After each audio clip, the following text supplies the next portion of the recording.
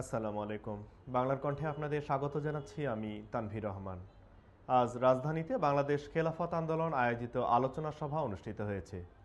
Staff reporter হামিমের প্রতিবেদনে বিস্তারিত। রাজধানী ঢাকায় অনুষ্ঠিত হলো বাংলাদেশ খেলাফত আন্দোলন আয়োজিত এক গুরুত্বপূর্ণ আলোচনা সভা। জাতীয় প্রেস ক্লাব মিলনায়তনে আয়োজিত এই অনুষ্ঠানে দেশের বিভিন্ন অঞ্চলের শীর্ষ আলেম ওলামা এবং সংগঠনের নেতৃবৃন্দ অংশ নেন।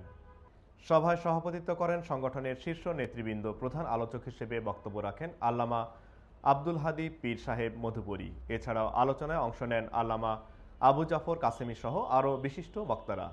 অনুষ্ঠানে বক্তারা বলেন, জাতীয় আদর্শিক নেতৃত্বে প্রতিষ্ঠায় খেলাফত আন্দোলন দীর্ঘদিন ধরে শান্তিপূর্ণভাবে কাজ করে যাচ্ছে। তারা দেশের নৈতিক ও ইসলামী মূল্যবোধ রক্ষায় ঐক্যবদ্ধ হওয়ার আহ্বান জানান। সভায় সংগঠনের ৪৪তম প্রতিষ্ঠাবার্ষিকী উপলক্ষে নানা কর্মসূচির দিক নির্দেশনা উপস্থাপন করা হয়। বক্তারা আরও বলেন, সামাজিক অবক্ষয় রোধ ও ন্যায়ভিত্তিক সমাজ প্রতিষ্ঠায় আলেম ওলামাদের ভূমিকা আরও জোরদার করতে হবে।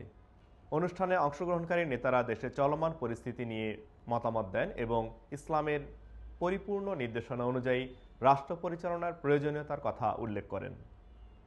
বাংলাদেশ খেলাফত আন্দোলনের নেতারা জানান, আগামীর কার্যক্রম আরও বেগবান করতে তারা দেশব্যাপী কর্মসূচি গ্রহণ করেছেন। এভাবেই নানা আলোচনা ও দোয়ার মাধ্যমে শেষ হয় আজকের এই গুরুত্বপূর্ণ সভা।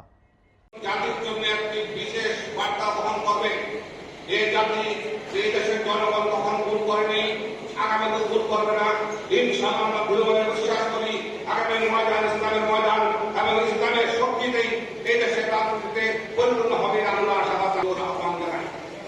সেই সাথে সাথে নির্বাচনী পরিবেশ সুস্থ এবং সম্পূর্ণ সঠিক ব্যবস্থাপনার মধ্যে আনার জন্য আমরা সরকারের দৃষ্টি আকর্ষণ করছি। সাথে সাথে আমরা আরেকটি কথা বলতে চাই, অনেক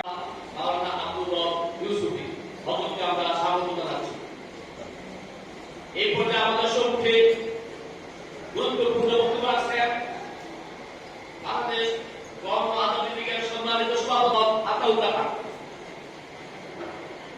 বিসমিল্লাহির রহমানির রহিম। এবং উপমহাদেশের ঐতিহ্যবাহী ইসলামী রাজনীতিক দল